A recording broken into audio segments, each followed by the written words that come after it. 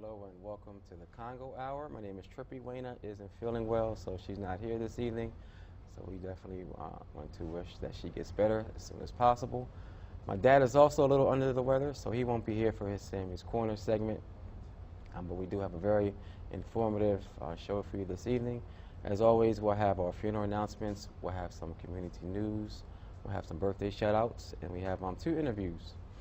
We have Anita White. She is here with her Team Jaleel team to promote awareness about meningitis. So they'll be our second interview.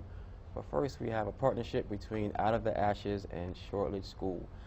They have an event coming up on December the 12th. December the 12th. It's going to be very, very informative. So please mark your calendars. Make sure that you're there so you can be a part of this event. I'll be there, and this team right here that's with me this evening will be there. So I just want to welcome you all to the show. Thank you. You have all been on before in one form or the other, so I appreciate you coming back and be willing to share the information with us. Yes, sir. All right, you want to introduce yourselves? We can go right down the line. Sure. My name is Amar Melton. I'm co-founder of Out of the Ashes. Okay. I'm Coley Harris, co-founder of Out of the Ashes. I'm Desiree Faison, the community coordinator for Shortridge Academy. Sade Robinson, parent outreach partner at Shortridge Academy. Okay. Again, thank you all for coming. I guess you two can give us some background about Out of the Ashes. Sure. You want to start?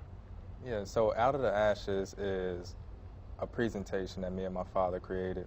Okay. It's based on our real life story. Mm-hmm. At the age of 2 years old, my father was incarcerated and sentenced to 14 years in prison. Out of the Ashes captures what we went through during that time period, Okay. but it also talks about how we reconciled and how we decided to move forward. Mm-hmm. Okay. Yeah. And, it's our attempt at not only healing our relationships, but healing the community as well. All right. I think that we all understand, for the most part, the impact like the war on drugs and mass incarceration has had on the black and brown communities. Mm-hmm. And see, the young people like my son and other young people and those coming behind them are like the collateral damage there. Right. So it's, if we recognize that there was an issue that took place, then we also have to recognize the ripple effect of it and deal with some of that. And I see the young people healing relationships between fathers, parents and children, fathers and sons in particular, Mm-hmm. without the ashes as being, a part of that process. Okay. So Out of the Ashes, when did it first, I guess, come to fruition? We're coming up on 2 years now. 2 years, So okay. our first show was January 3rd, Yes. 2014, Okay. 2015. Yeah. All right. And so how did it come about? What made that happen? I know you just said that you were 2 years old when your father was incarcerated, and then you when he got out of prison, you healed your relationship. Or I guess you began your relationship. But how did the production of it? How did it make its way from your life to being able to share it with all of us? Sure. So when coming home, I had one thing that I had to get right, Okay. and that was establishing a relationship with my son. All right. So in the process of doing that, we were methodical with some pieces, and one of the pieces we were methodical about was spending time together. Mm-hmm. Initially, it was just kind of a touch and go. Then after about a year, so we moved in together, and we were different, learning each other, getting the different nuances. As he started to get a little bit older, he had a baby, and he was, Amar was going out, going out on his own, Mm-hmm. and we started to set aside some time, like today. Sunday's our day, so every Okay. Sunday we walk and we talk, and we kind of just figure out, figure out life, figure out our path, Mm-hmm. and we saw ourselves coming closer together by spending that time together, and we really wanted to be able to create something that was memorable, something that was that could reach into the hearts and soul of the community, and that's why we decided to do a artistic presentation to really be able to touch people's lives and to share, kind of like our process of healing. Mm-hmm. One thing that I've noticed and continue to notice is a lot of my friends who are formerly incarcerated people don't have the same quality of relationship that I have with my son. Mm-hmm. And we felt as though it was our responsibility Right. to share that, kind of share our process to help other people to heal. Mm-hmm. Okay. All right.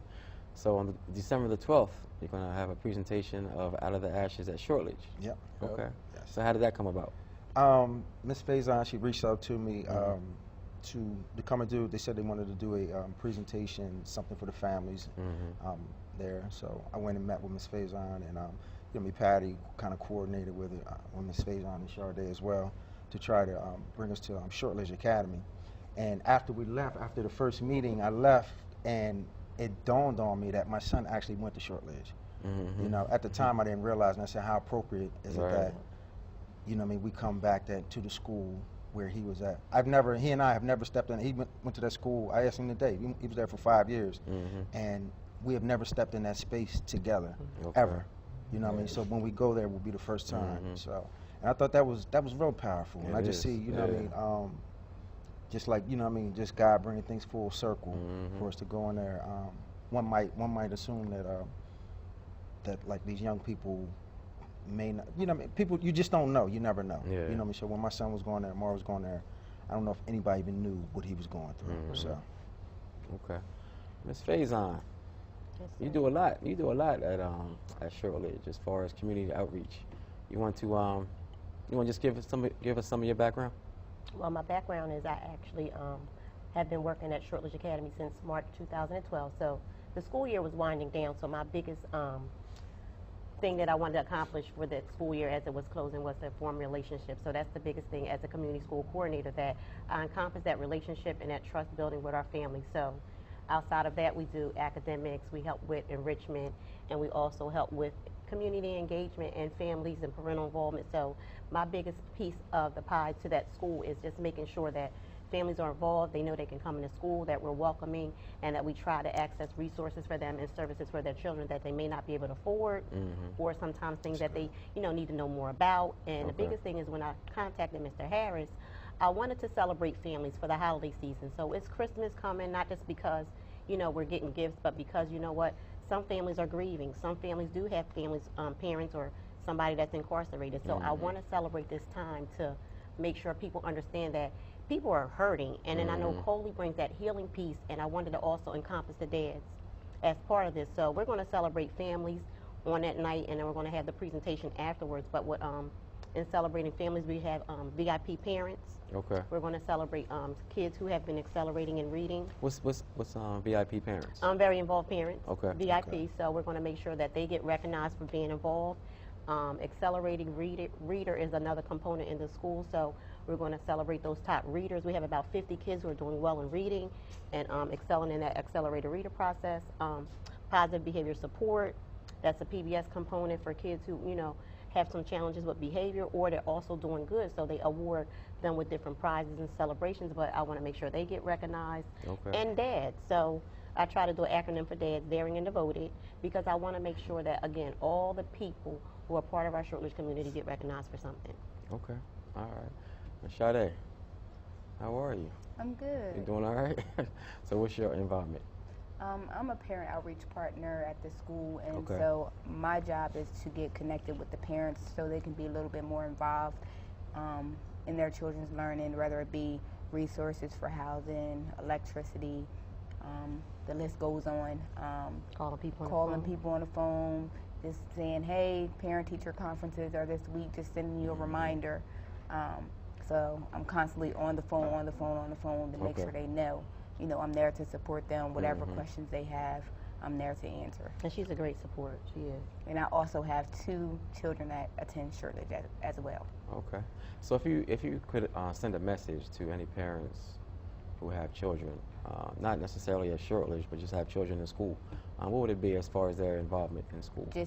Just to be more involved, go to board meetings, just show your face. You know, because that's very important today. There's not enough parents that are actually supporting, going to conferences, going to board meetings, and, you know, saying, you know, we need to make a change in these areas. You know, it may be just 1 or 2, but we need more.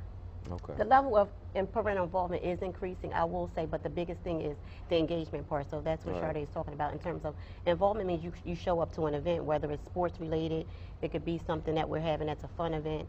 But I believe that the engagement piece talks about more of that academic component and figuring out what you need to help them at home and learning, and also making sure that if it's a problem that we can kind of connect and see what we can do to help your child. But the biggest thing is with the time frame that I've been there, we have about a third of our parents and maybe even a quarter of our parents who come out or more to our events. So some of our events are related to nutrition and health. Some of our events are related to fun.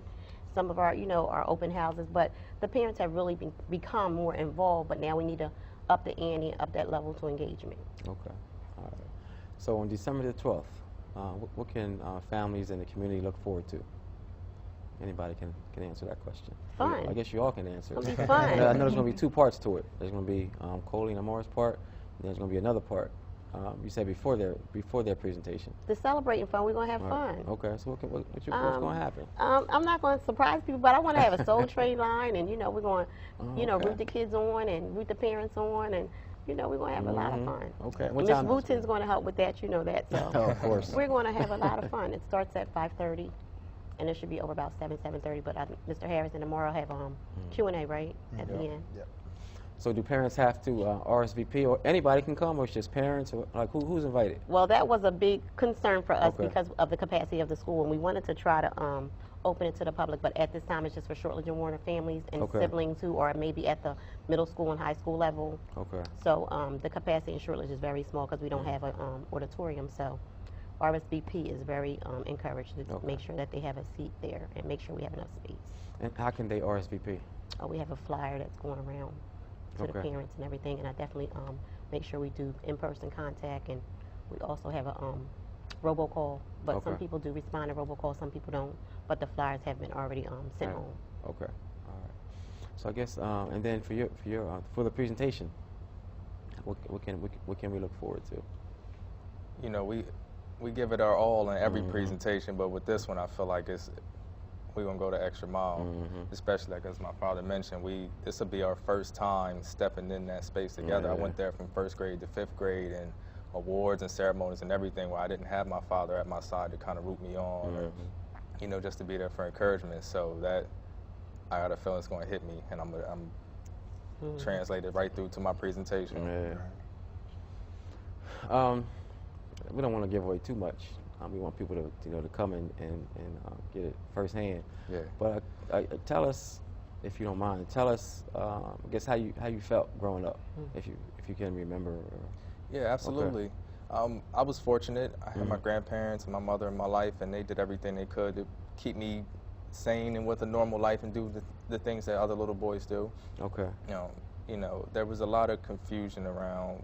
I just didn't understand what had happened and why my father wasn't there. I had plenty of friends who could go and see their dad on the weekends, or when they went home, they went with their dad. Their dad coached football and all that stuff.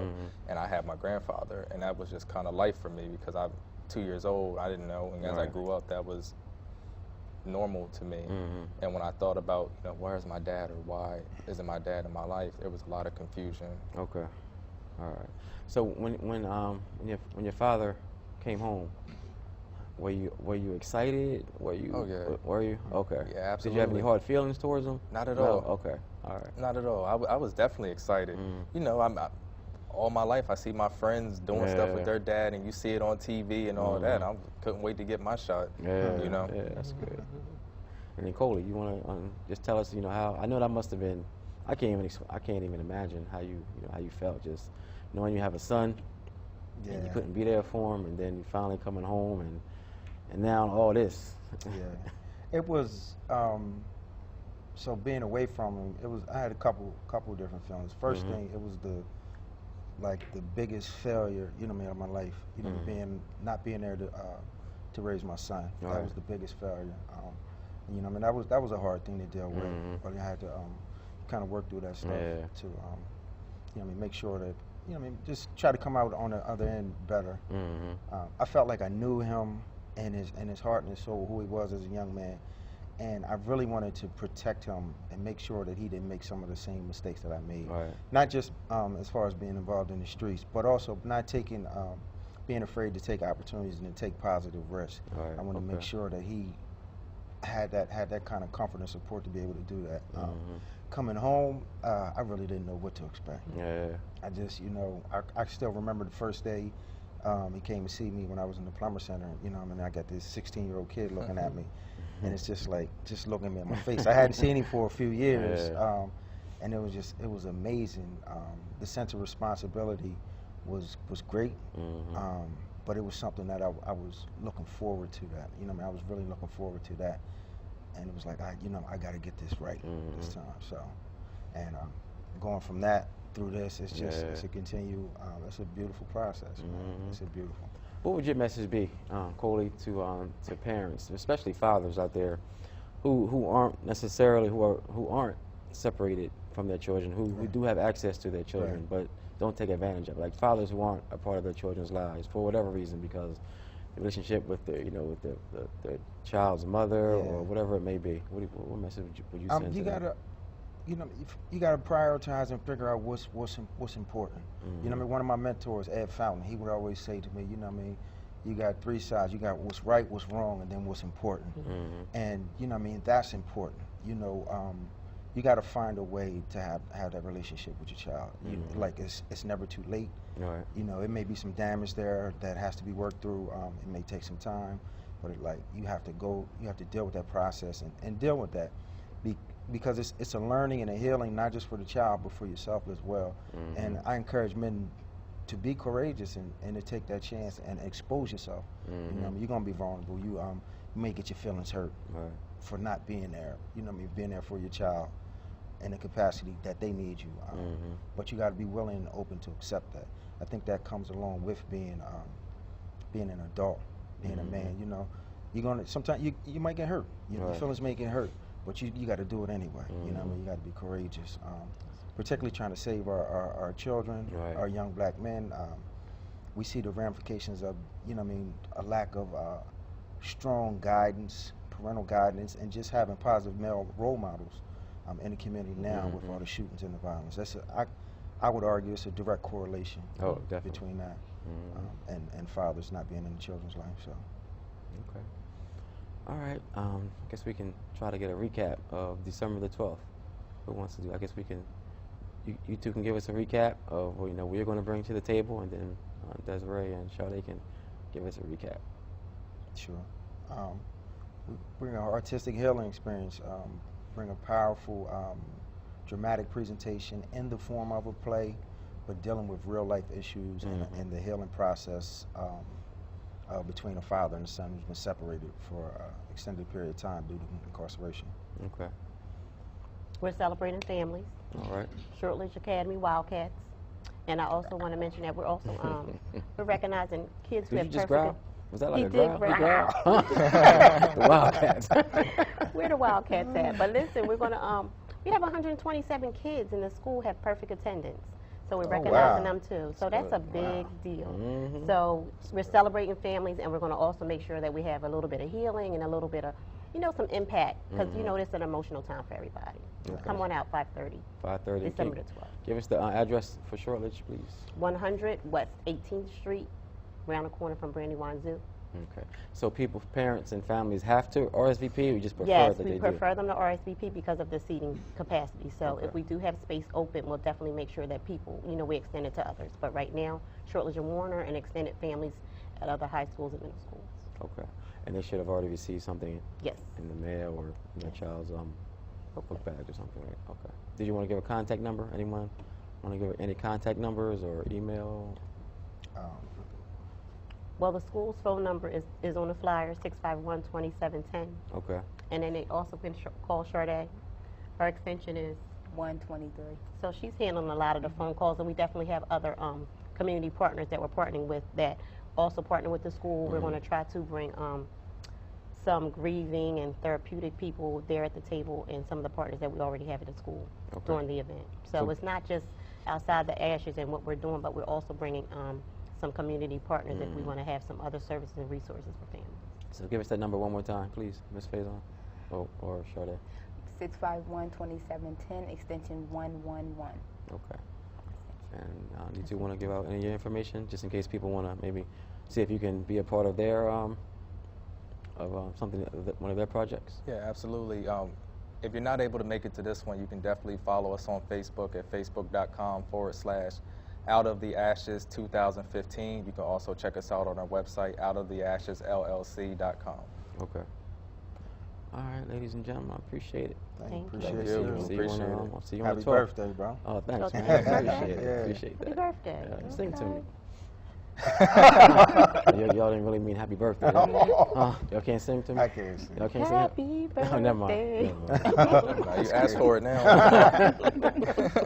We're going to take a really quick break, and we'll be right back with Anita White and Team Jaleel talking about meningitis awareness.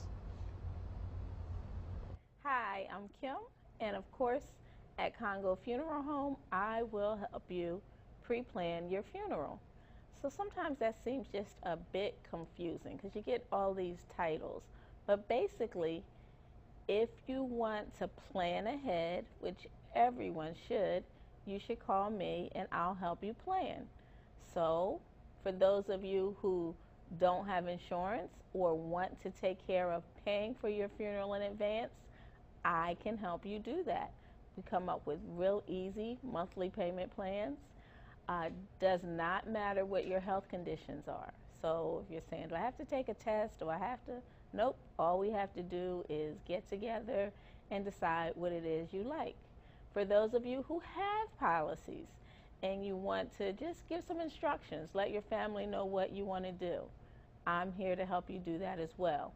It's always better for your family when you plan in advance. And most of you have thought about it before, but it wasn't something that you really wanted to do. I promise I'll make it as easy as possible and make it fun. Believe it or not, pre-planning can be loads of fun as we get together and talk about your story and how you want your funeral to be. This is your final celebration, and it should be just the way you want it. And I'm Kim, and here at Congo Funeral Home, I'm the person to help you do that.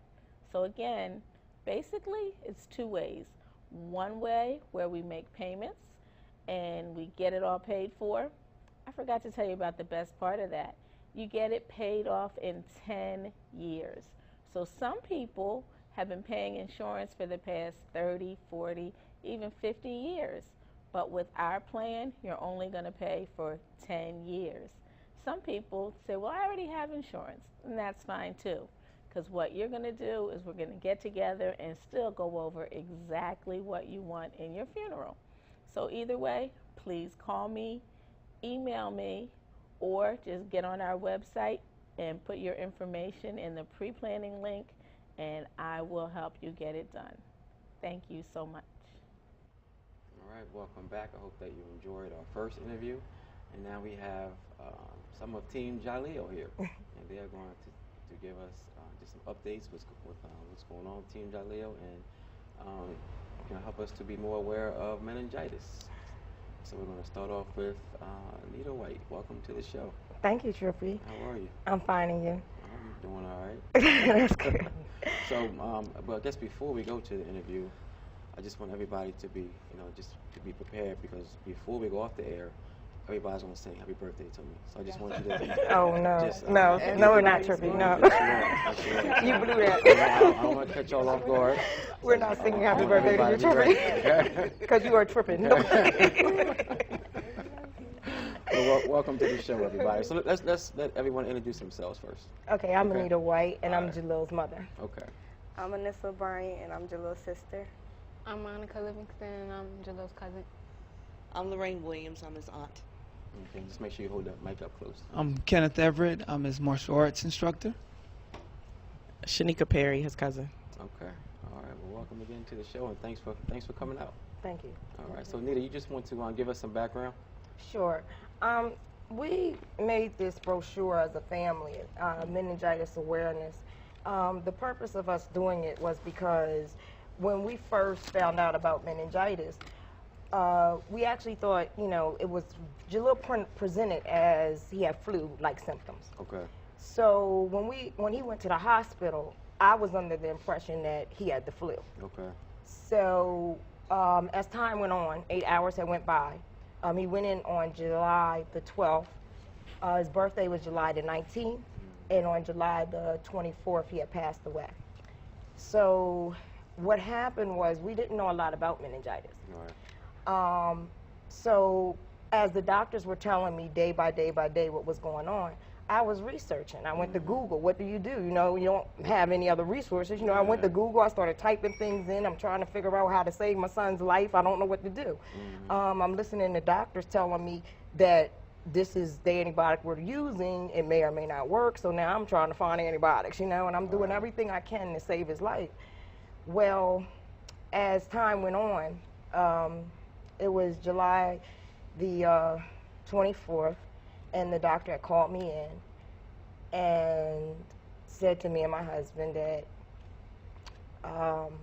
there was nothing else they could do.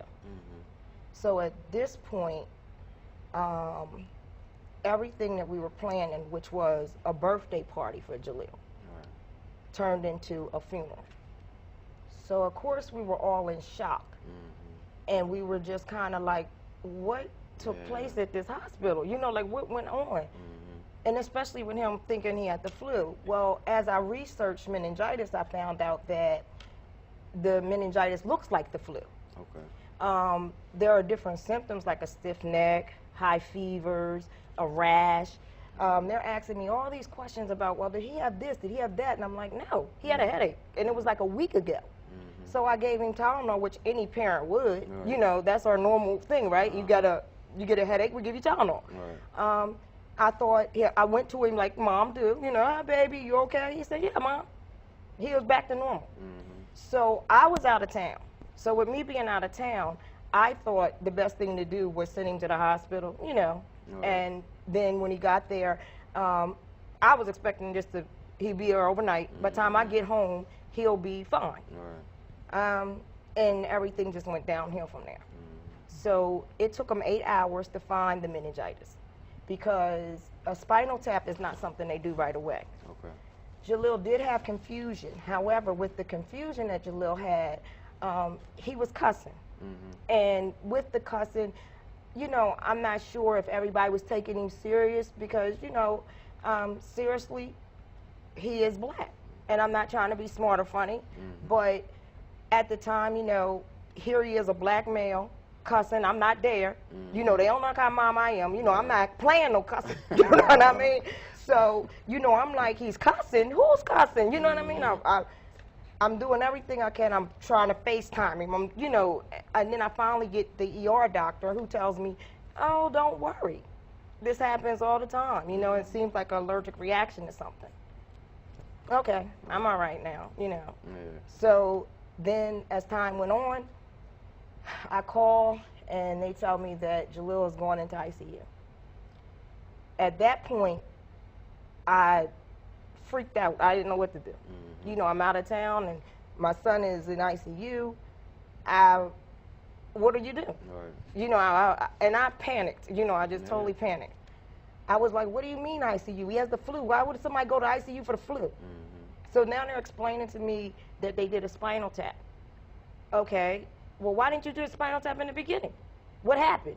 So they explained to me that they did blood work. The blood work showed that there was a problem, but again, they weren't sure what the problem was.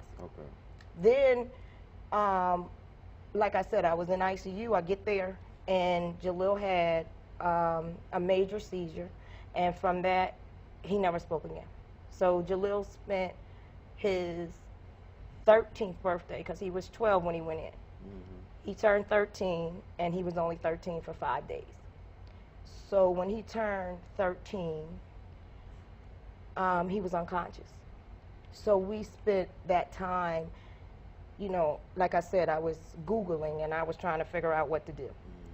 And in the meanwhile, this whole team, cousins, aunts, uncles, everybody's running to the hospital, you know, visiting. Jaleel was in the hospital for 12 days. He was never left alone. Never.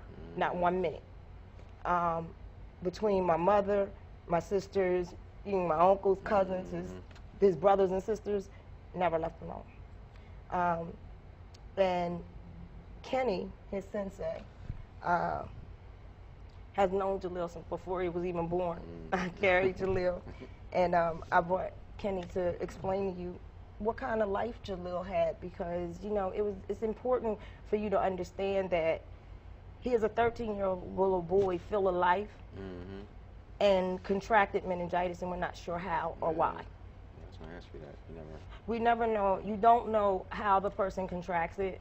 Usually they believe it's from like sharing water bottles, kissing, being in sports, and just sharing each other's towels, things like that.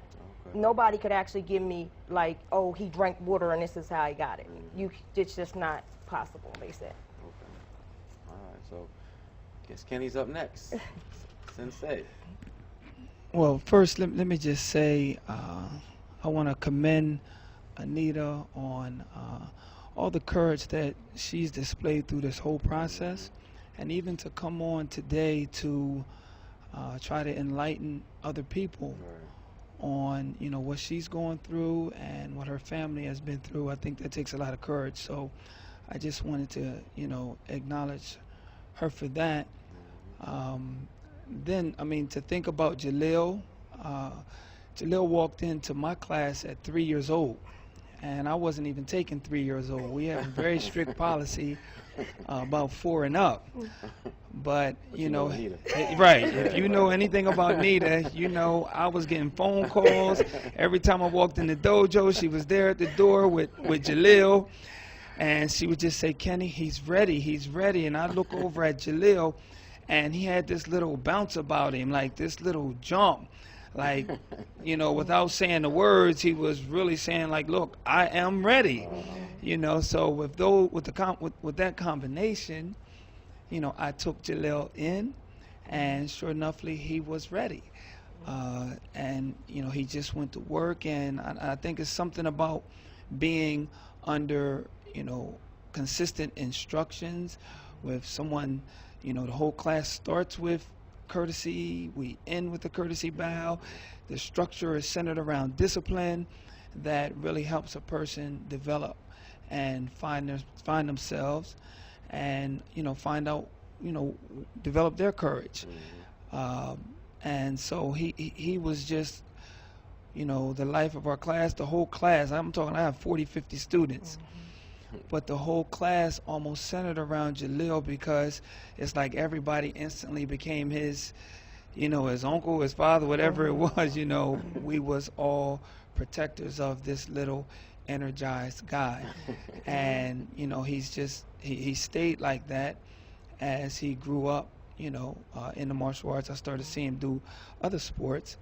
But you're talking about full of life. Jalil was definitely full of life. And, the type of child you dream to have and the type of child you dream to be around, especially with the support base that he had around him. I was just honored to be a part of that. Okay. And I know this isn't about you, but we want to give you some recognition for what you do in the community.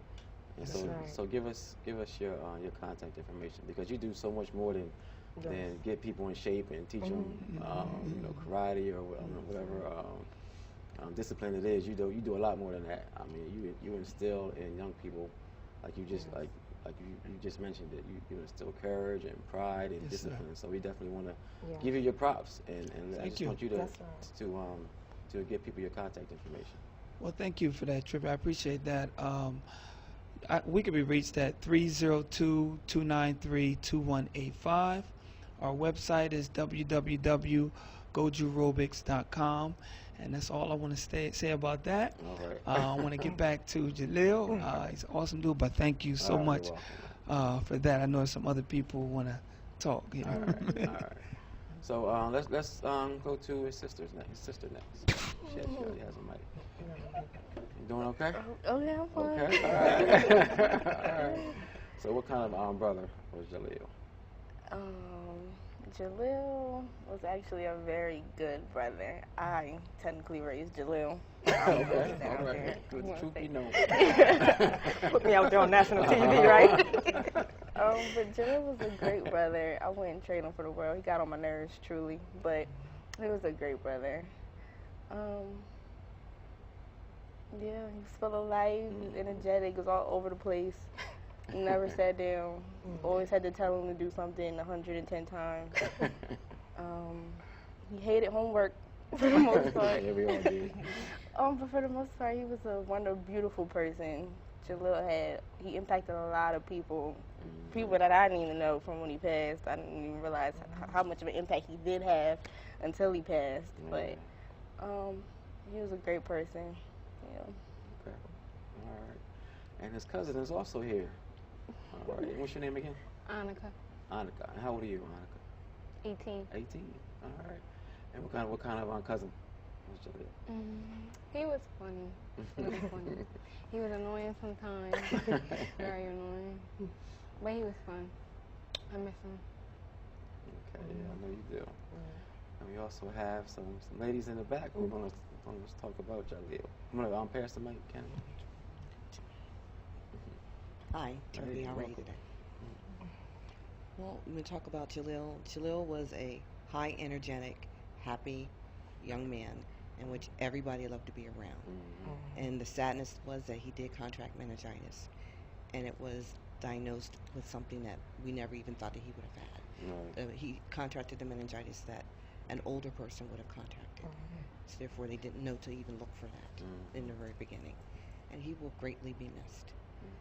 Now, we have a GoFund account for Jaleel and also a PayPal account. And we're raising funds in the process so that in the future, if a parent is in a situation that we have found our child in, that they will have the support that they need in the meningitis. This summer, we recently reached out, and I actually got in contact and handed Whoopi Goldberg and her producers of The View the meningitis awareness packet, and along with our Team Jaleel bracelet, everybody. This is on our GoFund account. All of Team Jalil's members have this, and we are also spreading this out for everyone that contributes to the GoFund account or the PayPal account. Okay. And how can people? What's the GoFund account? What is that? The GoFundMe account is it's on the Facebook. We have PayPal also, and we have his website, which is www.teamjalil.com. How you spelling Jaleel? Jalil. Okay. All right. Auntie. I stand or I sit here just echoing what everyone else said about Jaleel and how vibrant he was. If you leave it to Aunt Sherry, he was the perfect child. He was not annoying. He always did his homework. But the truth is, I saw that side of Jaleel too. And so he's definitely missed, truly, truly missed. Even as far as yesterday, his baby cousin was dedicated, and you see the legacy of Jaleel being passed to his younger cousin. So we know that his legacy will live on within the family, but also within Team Jaleel. And one thing I would like to echo is that we are a family of faith, and that is truly the one thing that I would say that got us through together. It wasn't an easy journey for any of us, but taking it day by day by day, and with this courageous mother here using, such a tragic situation to really motivate other people and to increase awareness, and using that as her own personal testimony. So, we want to encourage everybody that no matter what you're going through, know that it can be used to not only motivate and encourage others, but it can be a part of your testimony. I just wanted to say that I thank everybody for all their kind words and everything, but losing Jaleel was very difficult. It was actually unbelievable, and then sometimes I do still feel like I'm in a dream. And I want to say to mothers and fathers and guardians that now I can sit before you. If you would have saw me a few years ago, I wasn't like this. I don't want people to believe that, oh, she's okay. I'm not. You know, I'm still working on me. And it takes everything I have every day, because I love my kids. Everybody here knows. I will give my life if I have to for my babies. And to lose a child, it does something to you mentally, emotionally, spiritually, physically. And I actually, with love, with a whole lot of love, I mean a lot, and a lot of patience, people wouldn't give up on me. Like Nissa has an older brother and sister. There's days that Nissa and them come in there and they'll be like, Mom, get up off the couch, you know, because I can't get off the couch. I can't move, I can't do anything. And my kids will motivate me. They will come, they will say, Mom, come on, we're going to do this. We're going to go walk the mall. And even when I don't want to do it, I'll do it just so that they can say I didn't. I want mothers and fathers and guardians to know that it's very difficult to do this journey. But if you have support, or if you don't, that's what Team Jalil is for. We're here to support you. We're here to help you. Because my journey is still going on, and I'm doing the best I can with what I have. And there are days that I don't function, and then there's days that I do. But I don't want parents to think that, oh yeah, you know, you're doing so well. I don't know how long it'll take to get over this process. You know what I mean? But I do know that just keep going. I'm gonna encourage you to keep going. I'm gonna encourage you to love and take the love and hold on to it, and let people take you out the house. And it's hard to make that first step out the house. I mean, it's unbelievable. You won't even believe how hard it was to put my foot out the door. So I just want other mothers and fathers and guardians to know, yes, I look like, okay, she's together today, but there's not, I have good days and I have bad days. And I want you to be encouraged. And with Team Jalil, like I said, we are trying so hard so that you as parents will have a support team. And we thank you for having us, Trippy, because, you know, you actually did Jalil's funeral. And I want to tell you that your family was so dynamic at that time. You know, I didn't know how to deal with it. And you guys walked us through, and I mean, you don't bury your kids, you know, you just don't. And with you all, I can't tell you how your mother, your father, and you, and everybody else just loved us and was patient with us. So I thank you. I do. I thank you so much for that. And I know you don't get thanked a lot, because, you know, but I mean, I do want to thank you, you know, because a lot of times people forget to thank y'all. But you're in a rough business, and I'm telling you, what you did for us was unbelievable, because you don't know how messed up I was and how I was trying to get through it, and you guys made it so much easier. I'm glad we could be there for you. We appreciate it. Thank you. Appreciate it. All right, so before I start crying, I'm going to go ahead and let y'all off the hook. Y'all don't have to sing for me. All right? We weren't. All right, well, we do have the website up on the screen, so people can go there and get more information. They can contact Please you. Please do. Thank you. Again, thank you for what you're doing. I know it takes a lot of courage to do what you're doing, so and it's going to be, I know it's already appreciated from families out there who you've already helped. So just keep, like you said, just keep going. We will. I know you will. All right, so we're going to take a quick break, and then I'll be right back with some community news.